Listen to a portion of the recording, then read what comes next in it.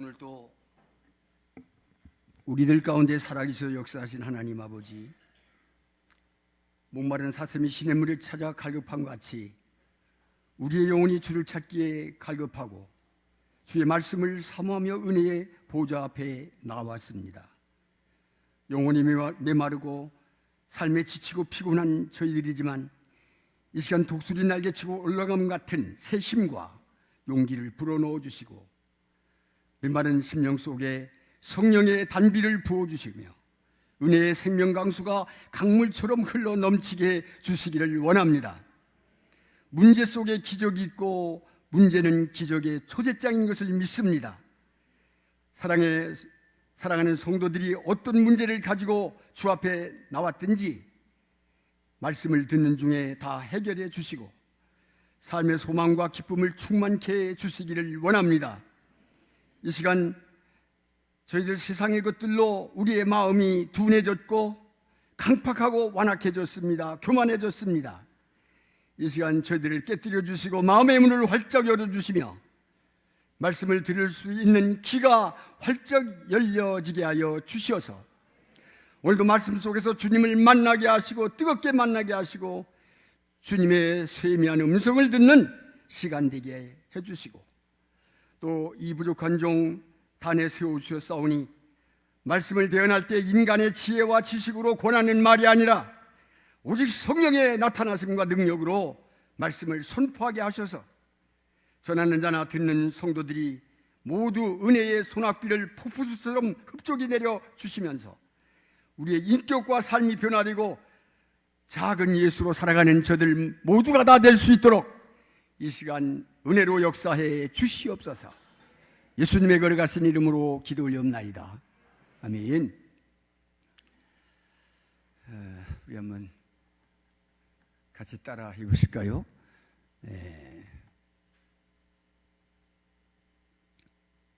낙하산과 우리의 얼굴은 펴져야 합니다. 근데 얼굴이 안 펴졌어요. 다시 한번 마주 보시면서 낙하산과 우리들의 얼굴은 펴져야 합니다. 할렐루야. 한 번 더 하실까요? 잘 오셨습니다. 큰 은혜 받으십시다. 오늘도 말씀의 은혜가 여러분 가운데 충만하기를 주님으로 축원합니다. 제가 오래전에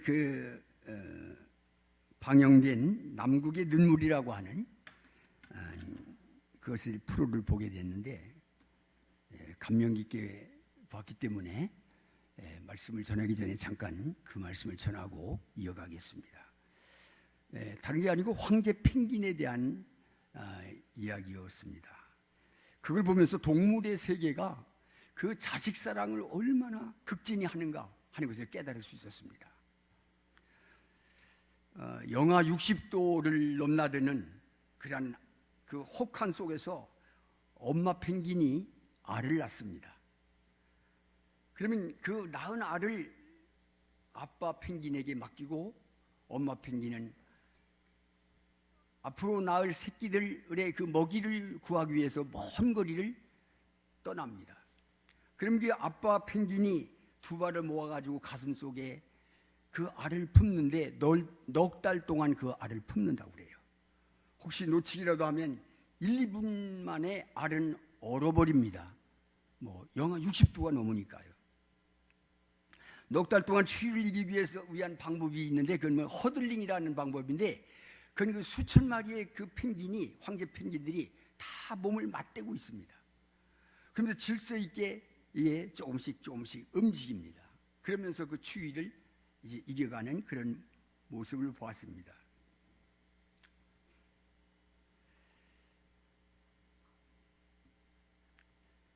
그 극한 속에서 자식을 잃은 펭귄도 있습니다.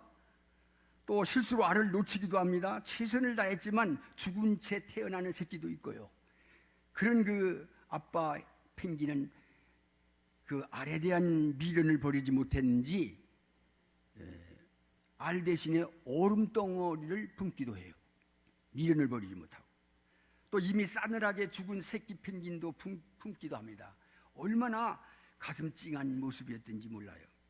넉 달 동안의 생사를 건 아빠 펭귄의 지극정성으로 드디어 이제 부화가 시작해서 하나하나 이제 새끼들이 태어납니다. 알을 깨고 태어나는데, 알을 깨고 나온 새끼들은 아직 밖을 돌아다닐 수가 없어요.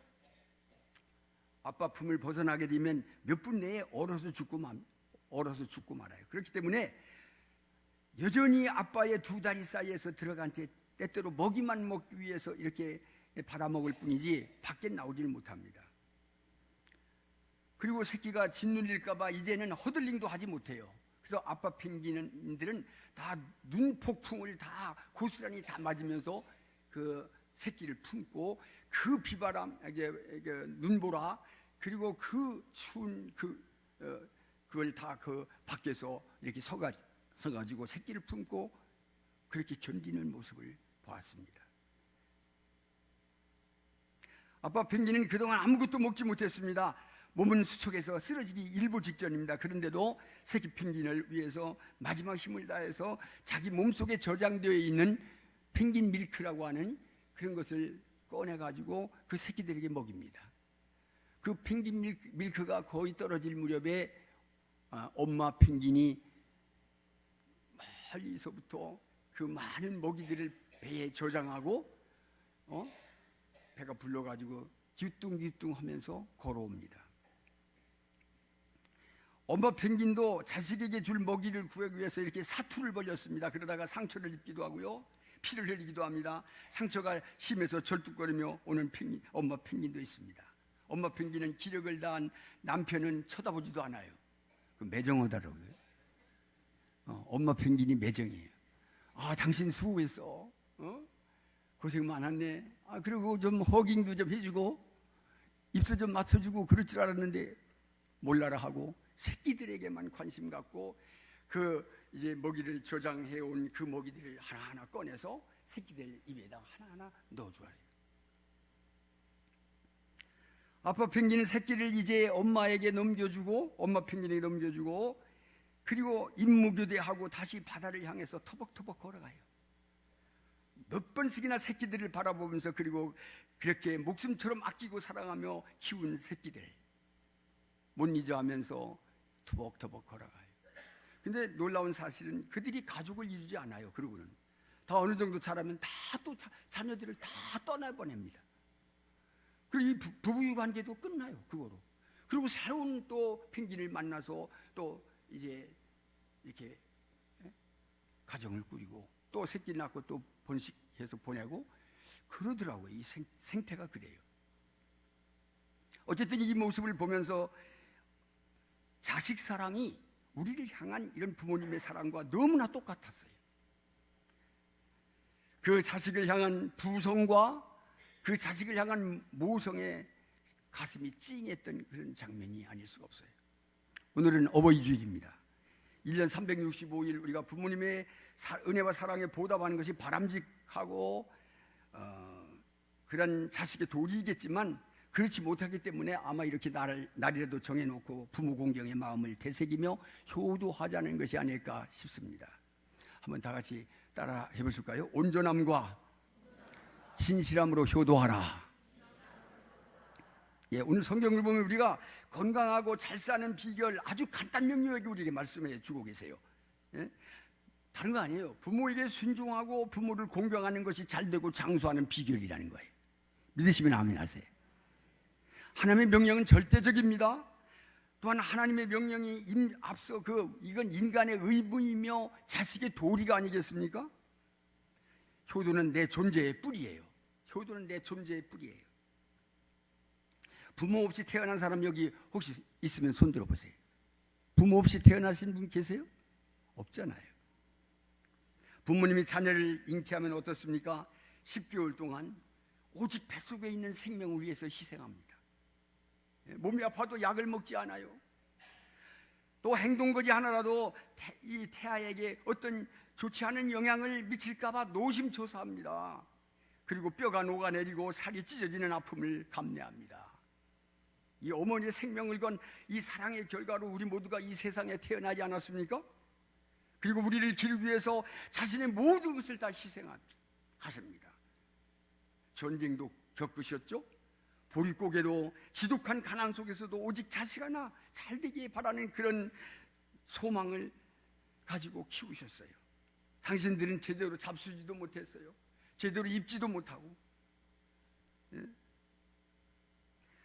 평생 동안 다 주시고도 더 주지 못해서 안타까워 하신 것이 우리 부모님들의 마음이고 심정이었습니다. 우리가 이렇게 생각해 보면 어부의 이 사랑은요, 인간 사랑 중에서 가장 위대한 사랑이라고 말할 수 있겠어요. 고귀한 사랑, 위대한 사랑.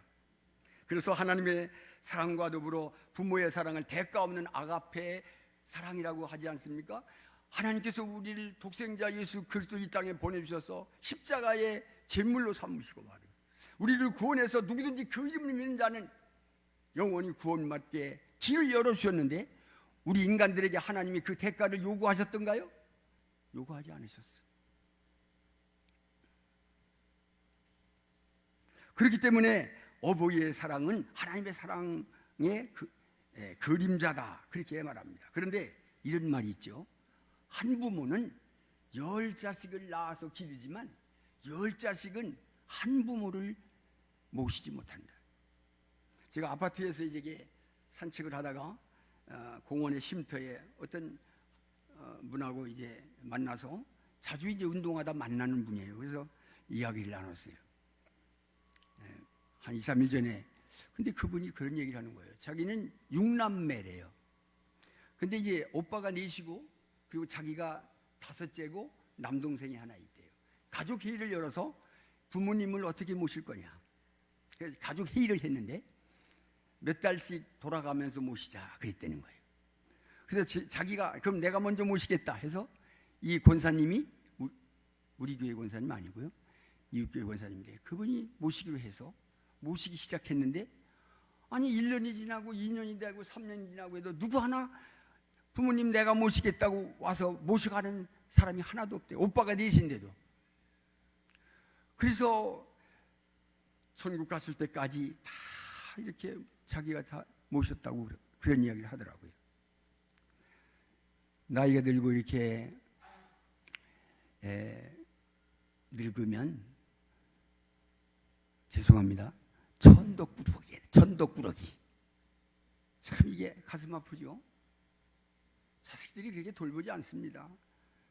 어쩌면 기대도 하지 말아야 될 것 같아요. 이 시대가 그렇게 변하고 있어요. 아버지, 어머니, 그 이름은 이 세상에서 가장 고귀한 이름이에요. 언제나 우리들의 마음속에 별처럼 살아있는 아름다운 이름. 어버이의 이마의 주름살은 어때요? 찌글찌글, 짜글짜글이라나? 우리 인생의 자서전이야. 자서전. 흰 머리카락은 우리를 위한 고생의 여정이에요. 그리고 가뭄에 논바닥 이리저리 갈라지듯 갈라진 손과 발은 우리를 위한 영광의 흔적입니다. 이렇게 좋은 세상 단 한 번도 잠깐도 살아보지 못하고 가신 분도 많아요. 얼마나 안타깝습니까? 참으로 가슴 아프고 안타까운 일이 아닐 수가 없습니다. 우리 이 시간은 많이 가고 있지만 아버지, 어머니의 은혜와 사랑을 가슴속에 새기면서 아까도 한번 불렀죠? 1절만 한번 부르시겠습니다. 나실제 기름 다 잊으시고 밤낮으로 애쓰는 마음, 진리의 진자리 마른 자리 가라니시며 손발이 닳도록 고생하시네. 반주의 말씀 1절만 한번 부르십니다.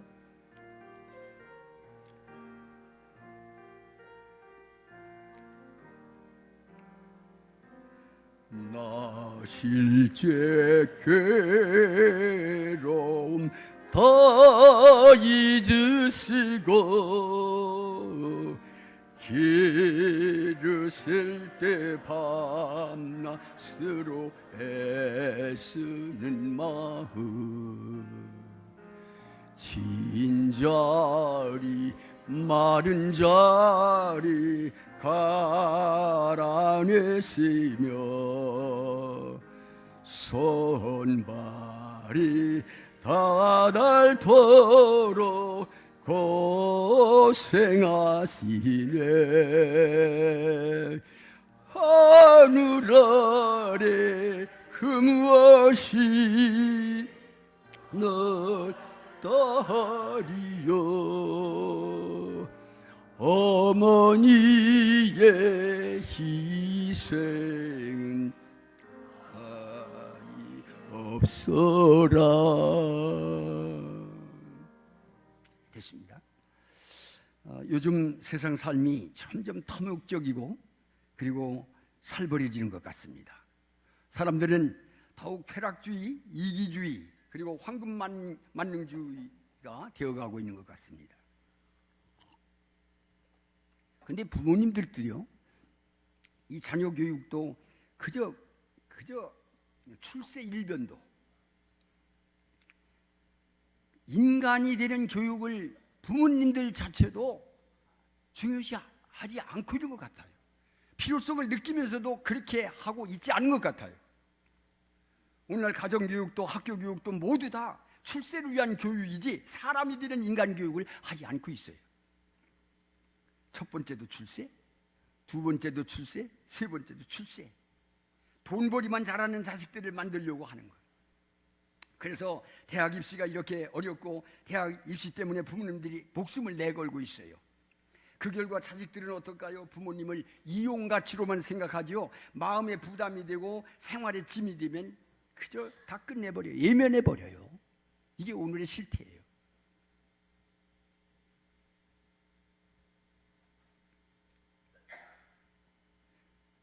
윤리와 도덕을 무시해버리고 이렇게 자식들도 행동한다는 거죠. 부모에게 불효하는 것을 떡 먹기보다 더 쉽게 하는 그런 상황을 보게 돼요. 제가 안양역 부근에 있는 요양원에 그 친구 목사가 거기 교목으로 원목으로 있어서 초청을 받았어요. 우리 팀들이 와서 좀 연주를 한 2시간 정도 해달라 해서 갔어요. 얼마 전에 한 2달 전에 갔는데 200여 명의 노인들을 이렇게 케어하는 그런 기관이었습니다. 가서 이제 2시간 동안 연주를 하고 그 목사님과 이제 저녁 식사를 하면서 이런 얘기 저런 얘기 나누는 가운데서 그 요양원의 실상을 잠깐이지만 이야기하는 걸 들었습니다. 너무 참 비참한 거예요. 이제 어르신을 모시고 와서는 맡기고는 그냥 또 올게요 하고는 오지 않는 그 자녀들도 많고요. 보내고 나와서는 이 어머니 아버지들이 막 책상을 막 치면서 야 이놈들아 내가 너희들을 어떻게 길렀는지 아냐? 나를 여기다 버려? 막 엉엉 우시면서 어떤 분은 막 며칠 동안 우신대. 그리고 잠도 안 자. 식사도 잘 안 하고 며칠씩. 그래서 어떤 사람은 며칠씩 식사를 안 해가지고 문제가 생겨서 병이 나고 그렇게 가는 분도 있고 8년 동안에 자기가 지금 근무하고 있는데 500여 명의 어르신들을 천국 보냈대요. 엄청난 숫자죠. 그리고 저녁 7시, 8시만 되면 그냥 무조건 불을 끈대. 잘하고 일제히 다 잘하고. 그리고 좀 그 실내에서 운동을 조금 이렇게 움직여서 운동을 하려 치면 무슨 운동이냐고 운동하다 다치면 어떡하려고 그러냐고 그냥 침대에 내동댕이 친대요. 못하게 하고. 그런 실태를 보면서 이 친구가 하는 얘기가 그런 거예요. 하나님께 난 기도를 얼마 전부터 시작했대. 하나님 나는 요양원에 안 가고 하나님 나라에 갈 수 있게 해 주시옵소서. 목사가 그런 기도를 지금 얼마 전부터 했다고 저한테 그런 얘기를 하는 거예요. 너무 비참하다는 거예요. 네. 그야말로 현대식 고려장이다 그런 표현을 하더라고요. 사랑하는 성도 여러분, 여러분이 또 오늘 자녀들이 이 땅에서 잘 되고 장수하기를 원하십니까? 오늘 성경에서 말씀하는 그 비결이 무엇이겠습니까? 전 몇 가지로 이제 말씀을 드리면, 첫째는 부모님에게 주 안에서 순종해라. 한번 따라해요. 부모님에게 주 안에서 순종하라. 잠언 23장 22절 오늘 본문에 뭐라고 했어요? 너를 낳은 아비에게 청종하고 네 늙은 어미를 경히 여기지 말라 그랬죠? 한번 읽어보실까요? 너를 낳은 아비에게 다 함께 읽으시죠? 너를 낳은 아비에게 청종하고 네 늙은 어미를 경히 여기지 말라. 순종과 공경을 몸에 익혀야 그게 인격자고 지도자고 그게 효자죠. 내 몸에 배야 돼요. 그게 인격과 성품에. 부모 공경이라는 것이. 여기서 청종이라는 것은 듣고 순종하는 걸 말합니다. 부모의 제일 기쁨은 뭔가 하면 자녀들이 말씀을 잘 듣고 순종하는 거예요. 부모에게 순종하는 것이 잘 되고 장수하는 비결이 거기에 있다는 거예요. 여러분, 어느 부모가 좋지 못한 것을 가르치겠습니까? 자기는 잘못돼도 자식은 잘 되기를 바라는 것이 부모의 마음이 아닐까요? 내 생각과 이치에 맞지 않아도 부모님이 말씀하시면 그저 순종하라는 거예요. 저는 자라면서 어머니한테 간혹 그런 이야기를 들어요. 얘야, 옛날부터 어르신들이 이런 이야기를 했다. 어르신이 뭐라고 하면, 야, 너 소금 가마리를 쥐고 저 물속에 들어가라 그러면 쥐고 소금 가마를 쥐고 들어가라는 거예요. 여러분, 소금 가마를 쥐고 물속에 들어가면 그거 뻔한 거 아니에요? 다 녹아버리고. 내 이치와 생각이 안 맞아.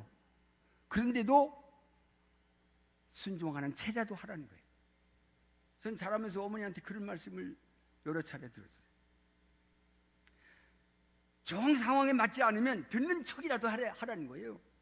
그것이 바로 부모님을 기쁘시게 하는 비결이라는 거예요. 하나님이 주신 부모의 권위를 주님 안에서 철저히 인정하고요, 그리고 순종하는 거. 그럴 때 그 부모가 기뻐하신다는 거예요. 그런데 오늘날 사회는 너무 권위가 부정되어 있어요. 지도자의 권위가 무너졌어요. 학교에서 선생님의 가르침 권위, 교권이 다 무너져 버렸어요. 국가 지도자의 통치적 권위, 통치권이 다 조롱당하고 있어요. 지금 교회 지도자의 영적 권위가 인정되지 않고. 제가 자랄 때는요, 우리 목사님 그림자도 못 밟았어요. 목사님 걸어가는데 그림자도 못 밟았어요. 그렇게 우리 목사님, 제가 섬기던 목사님 그렇게 생각했어요. 근데 요즘은 목사를 그렇게 생각하는 분이 몇 명이나 될까 싶어요. 우리 교인들은 많겠지만 저쪽 동네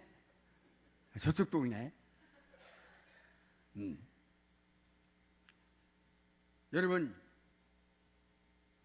권위가 살아있어야 질서가 세워지는 거예요. 권위주의는 그건 안 되는 거지만 권위는 있어야 되네요. 권위가 존중되어야 나라도 잘 되고요, 교회가 잘 되고 또 가정도 잘 되는 거예요. 질서가 없는 사회는요, 지옥과 같은 사회예요. 그래서 우리 교회도 이 질서가 있어야 돼. 질서가. 아멘들 안 하시네. 마음대로 하시려고 그러지. 오늘날은 너무나 부모가 권위가 상실되어 있어요. 부모님은 하나님의 대리자로 가정을 권위를 가지고 다스리는 분이 어머니, 아버지예요. 그러므로 우리는 부모의 권위를 인정해야 돼요. 자녀가 마음대로 하는 것은 자녀를 불행하게 만드는 거예요. 어느 사회든 부모의 권위가 사라지면 그 사회는 질서가 무너지고 결국은 망하게 되어 있어요. 여러분, 성경에서 몇 사람을 찾아보려고 해요. 삼손 보세요. 삼손. 여러분 잘 아시죠? 말씀 안 드려도 잘 알 거예요. 이 사람은 나시린으로 태어났어요. 그러나 부모님의 말씀에 순종하지 않았어요. 이방 여인과 결혼을 하지 말아야 되는데 결혼을 했어요. 부모님의 뜻을 어겼어요.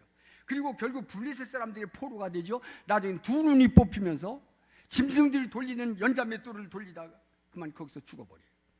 이게 삼손의 생애입니다. 여러분, 제사장 엘리야의 아들들은 어때요? 홈리와 비니아스는 어땠습니까?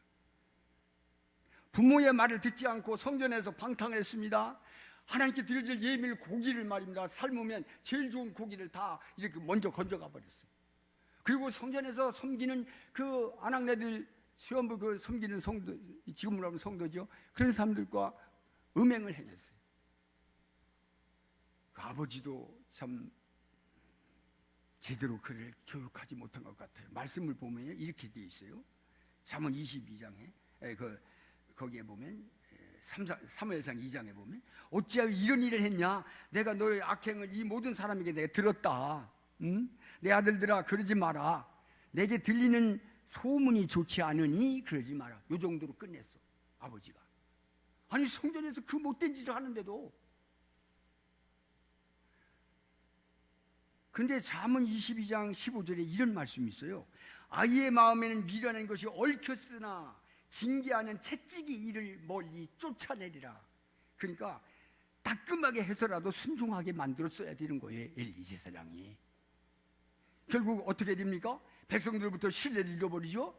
그리고 아들들은 전쟁터에 나가서 비참하게 죽습니다. 부모에게 순종하지 않으면 잘 되는 것이 없어요. 그러나 반면에 이삭을 보세요. 이삭. 창세기 20장에 보면 결혼할 때 리브가라는 여인을 이제 만나게 되는데, 결혼할 때 아버지의 말씀에 순종했어요. 얼굴도 어떻게 생기는지 모르고 만났어. 그리고 모리아산에 가서 자신을 죽이려고 하는데도 순종했어. 결국 이삭이 어떻게 됩니까? 창세기 26장 12절 이하의 말씀 보면 그 땅의 농사가 이제 이삭이 농사를 졌는데 그 해에 100배나 얻었고 여호와께서 복을 주심으로 그 사람이 창대하고 왕성하여 마침내 거부가 되고 소와 그리고 이제 양떼가 많은 떼를 이루었고 노복이 심이 많았다. 엄청난 축복을 받는 사람이 되었어요. 한마디로 잘 됐습니다. 잘 되었을 뿐만 아니라 장수하게 되는데요, 아브라함은 175세에 그리고 야곱은 147세에 하나님 나라에 갔는데 거기에 비해서 이삭은 180세까지 장수했어요. 성경 말씀 그대로 잘 되고 번성하고 그리고 장수하고.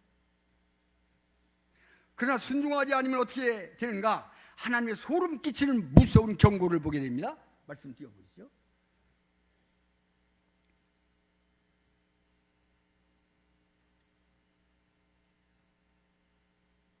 잠언 23장 25 오늘 본문에 너를 낳은 아비에게 잠언 30장 17절에 아비를 조롱하며 이미 순종하기를 싫어하는 자의 눈은 골짜기의 까마귀에게 쪼이고 독수리 새끼에게 먹히리라. 객사하겠대. 객사. 그것도 순수하게 죽지 못해. 독수리에게 쪼이고만, 눈이 쪼이고. 그리고 신명기 21장 18절에서 21절에 말씀 보면 성 밖에서 돌로 쳐 죽이라. 그 다음 보세요. 성 밖에서 돌로 쳐 죽이라. 네. 20절. 뭐 잘못됐군요. 자문인데 신명기로 하셨구나. 신명기 21장 18절. 21장 18절. 예, 됐습니다. 두 번째, 마지막까지 부모를 업신여기지 말고 잘 돌봐드려라 하는 거예요. 오늘 본문에 그랬어요. 지금 우리 사회는 초고령 사회, 노인 문제는 아주 심각한 사회 문제가 되고 있어요. 그렇지만 부모님이 늙어 아무것도 할 수 없다고 업신여겨도 안 되고 병들었다고 귀찮게 생각해도 안 된다는 거예요. 부모를 자랑스럽게 여기라. 우리 옆 사람한테 부모를 자랑스럽게 여깁시다. 우리는 종종 부모가 부끄러울 때가 있죠. 어느 때일까요? 상상해보면 많이 배우지 못한 것에 대해서 또 볼품없는 외모와 직업에 대해서 부끄러울 때가 있을 수 있어요. 근데 그것이 바로 부모를 경홀히 여기는 거라는 거예요. 어린아 부모를 경홀히 여기고 효도가 없는 세상은 저주요 죽음이며 멸망입니다. 효도가 있을 때 소망이 있고 살 길이 있는 거예요. 부모를 공경하고 효도하는 데에는 그 어떤 이유나 변명이 있을 수 없습니다. 부모는 부모이기 때문에 받는 것이 당연하고 마땅하고 권리가 있는 거예요. 따라서 자녀도 마찬가지예요. 부모에게 효도할 책임이 있고 의무가 있고 권리가 있는 거예요. 그래서 부모를 잘 업신여기지 말고 잘 돌봐드려야 될 줄로 믿습니다. 여러분, 노아의 세 아들 이야기 잘 아시죠? 홍수 이후에 노아가 포도즙이 발효돼서 술이 된 줄도 모르고 그걸 마셨다가 그만 대취해서 자기 장막에서 옷을 벗고 누웠는데, 둘째 아들 함은 아버지란 분이 도대체 저렇게 벌거벗고 온 전신을 다 드러내놓고 쿨쿨 잠이 들었어. 웃긴다 웃겨. 참 이게 아버지냐? 그러면서 아버지를 조롱했어요. 그러니까 셈과 야벳은 아버지 옷을 들고서 그 얘기를 듣고 뒷걸음질 쳐서 아버지의 하체를 보지 않으려고 뒷걸음질 쳐서 아버지를 덮어주었다고 했어요. 노아가 잠에서 깨가지고 이 말을 듣고 대놀랐어요. 세 자식을 이제 놓해가지고 그 다음에 이제 세 자식을 놓고 축복하는데 셈의 아버지를 셈의 하나님을 찬양할지어다. 또 하나님은 셈을 축복하여 주셔서 하나님의 자녀로 하나님을 섬기는 의무를 주고요. 야벳은 창대케 하사 셈의 장막에 거하게 하시고, 그 다음 보면 함은 저주를 받아서 종의 종이 되라, 그렇게 말했어요. 여러분 참 보세요. 오늘날 야벳의 후예들이 유로권의 나라들이고, 셈과 그리고 셈의 후예들이 아시아권 나라들이고, 대부분이 저주를 받은 함의 후예는 아브람권의 나라들이에요. 아프리카권의 나라들이에요. 여러분 뭐가 상상되는 게 없으세요? 유로권의 나라들과 아시아권의 이 대부분의 나라들이 하나님의 축복 속에서 지금까지 번성하고 부유한 삶을 살아가고 있는 반면에 함의 후예인 이 아프리카권의 대부분의 나라들은 절대 빈곤에 지금도 비참한 삶을 살아가고 있는 현실을 보게 되고, 우리는 여기서 무엇을 느낄 수 있습니까? 불효가 얼마나 무서운 결과를 가져온다는 사실을 우리는 잘 알 수 있는 게 아니겠습니까? 성경의 인물 중에 끝까지 시어머니를 잘 돌봐서 이제 복받은 사람은 이방 여인 룻이라는 사람이에요. 룻. 시어머니 나오미가 있었습니다. 이스라엘의 흉년이 들어서 베들레헴에서 모압 땅으로 가서 거기서 거류한 동안에 남편 엘리멜렉이 죽습니다. 그리고 두 아들이 또 다 죽어버려요. 말론과 기련이. 그러니까 이 며느리들만 있는 거예요. 오르바하고 룻하고. 그래서 불러요. 시어머니 나오미가 불러가지고, 나는 내 고향으로 다시 돌아갈 테니까 너희들은 너희들 고향으로 가서 새로운 삶을 살라. 그러니까 오르바는 그냥 그 말 듣고 가버렸어요. 그러나 룻은 효부였습니다. 어머니 하나님을 나도 섬기게 놀아가면서 시어머니를 따라서 이스라엘로 옵니다. 늙고 외로운 시어머니를 버리지 않았어요. 결국 룻은 어떻게 되었습니까? 좋은 사람 보아스와 만나서 재혼하게 되어지고, 시어머니를 끝까지 잘 모시게 됐고, 예수님의 족보에 오르는 여인이 됐어요. 효도하는 그 모습을 보고 사람들이 다 인정해 준 거예요. 여러분 스펙도 중요하지만 스토리가 있어야 돼요. 후반전이 더 좋아지는 사람이 됐어요. 잘 됐습니다. 오늘날까지 많은 사람들의 입에 오르내리면서 교훈을 주고 있는 그런 칭찬을 받는 사람이 되었어요. 마지막으로 부모를 공경하라는 거예요. 공경이라는 말은 우리말 사전에 그렇게 기록이 되어 있더라고요. 공손히 받들어 모심, 그렇게 풀이되어 있어요. 부모님에게 효도하고 우도어른을 공경하는 경로의 효친의 정신은 우리 민족의 삶과 전통 속에 깊이 스며들어 전통 윤리의 뿌리가 되어 왔어요. 지금까지 우리는 부모님이 살아계실 때 최선을 다해서 효도해야 됩니다. 여러분 예수님 보세요. 예수님이 인류 구원 역사를 이제 구원 사역을 성취해 가시면서도 30세 전까지는 아버지의 일을 도와서 목수의 일을 했다고 그랬어요. 그리고 예수님은 십자가에 달리시면서까지 육신의 부모인 마리아를 그의 사랑하는 제자 요한에게 부탁합니다. 요한아, 너희 어머니니라. 이 예수님께서 그 아름다운 효의 모습을 우리에게 보여주셨어요. 십자가상에서 요한에게 내 어머니를 부탁한다. 부모를 공경하는 사람은요, 부모를 즐겁게 해드리는 사람입니다. 말씀 한번 띄워볼까요?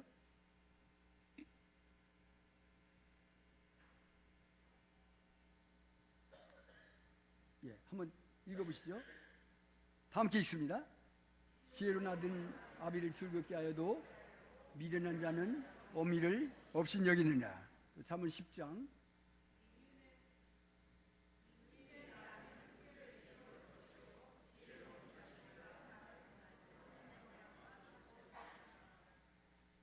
오늘 또 PPT가 잘 준비가 잘 안 된 것 같아요. 예. 부모님에게 근심 걱정을 끼쳐드리는 것은 부모님을 공경하는 것이 아닙니다. 늙었다고 없다고 파출부한다고 청소한다고 굳은 일한다고 부담으로 여기고 창피하게 생각하고 없인 여기면 안 되는 것입니다. 그럼 어떻게 하면 기쁘게 해드릴까요? 마지막으로 한 요셉을 한번 이야기하면서 말씀을 맺겠는데, 우리 성경 인물 중에서 국무총리가 돼서 아버지 야곱의 노년을 기쁘게 살게 한 요셉을 통해서 그 지혜를 배울 수가 있어요. 요셉은 야곱을 공경할 만한 조건을 가지고 있지 않았어도 부모라는 한 가지 이유로 끝까지 공경을 합니다. 야곱은 어떤 사람입니까? 그 아버지 야곱은 어떤 사람입니까? 형 에서의 장자의 명분을 팥죽 한 그릇으로 사기친 사람이에요. 사기친 사람. 부당한 방법으로 장자의 명분을 빼앗았어요. 아버지를 속이고 복을 받은 사람이에요. 그뿐입니까? 아내를 4명이나 두었어요. 이 정도면 어디 정상적인 사람 같으면 아버지에 대해서, 자신의 가정에 대해서 창피해서 말할 수 있겠습니까? 이 정도면 아버지를 원망하지 않겠습니까? 대부분의 사람들은 담을 쌓고 살지도 몰라요. 아버지는 아버지 인생, 나는 내 인생. 그렇게. 그러나 요셉의 가정 형편은요, 환경은 절망할 수밖에 없는 환경이었어요. 그렇다고 아버지가 유산을 많이 가지고 있어서 상속을 받을 상황도 아니고요. 돈이나 많으면 좀 효도하는 채라도 하겠지만요. 근데 요셉은요, 그럼에도 불구하고 아버지를 기쁘게 해주었어요. 원망하지 않았습니다. 요셉은 돌아가실 때까지 아버지를 모셨어요. 사랑하는 성도 여러분, 오늘날 우리 사회는 너무나 늙으신 부모를 천대하는 사회로 점점 전락해가고 있어요. 무엇보다도 먼저 하나님을 경외하고 부모를 공경할 때 모든 사람에게 칭찬과 존경과 영광을 받게 되고, 만사에 형통하며 물심양면으로 번성하게 되고, 심신의 건강과 평안과 행복 속에서 장수하게 된다고 하나님은 우리에게 이 시간 말씀을 통해서 약속해 주고 계세요. 자, 이제부터라도 여러분, 특별히 어버이날이라고 해서만도 아니고, 우리가 이 시간 우리가 또 깊이 깨닫고 말씀을 붙잡아야 할 것은 부모님에게 주 안에서 순종하시기 바랍니다. 주 안에서 부모를 기쁘시게 해드리는 여러분 되시기 바랍니다. 부모님을 끝까지 잘 보살펴 드리길 바랍니다. 그리고 공경하시기 바랍니다. 그럴 때 이 땅에서 잘되고 건강하고 장수하며 행복하게 사는 삶이 되게 하실 줄로 믿습니다. 기도하시겠습니다. 하나님 아버지, 이 세상에 그 무엇에 비할 데 없는 위대하고도 숭고하신 부모님의 은혜와 사랑을 깨닫지 못하고 어리석어 무관심하고 불효했던 저희들의 잘못을 용서해 주시고, 이제부터라도 오늘 이 시간 우리에게 주신 말씀처럼 부모를 없인 여기지 아니하고 순종하며 마음으로 물질로 온갖 정성을 다해 봉양하고 공경함으로써 온전함과 진실함으로 효도하는 자녀들이 다 되어 이 땅에서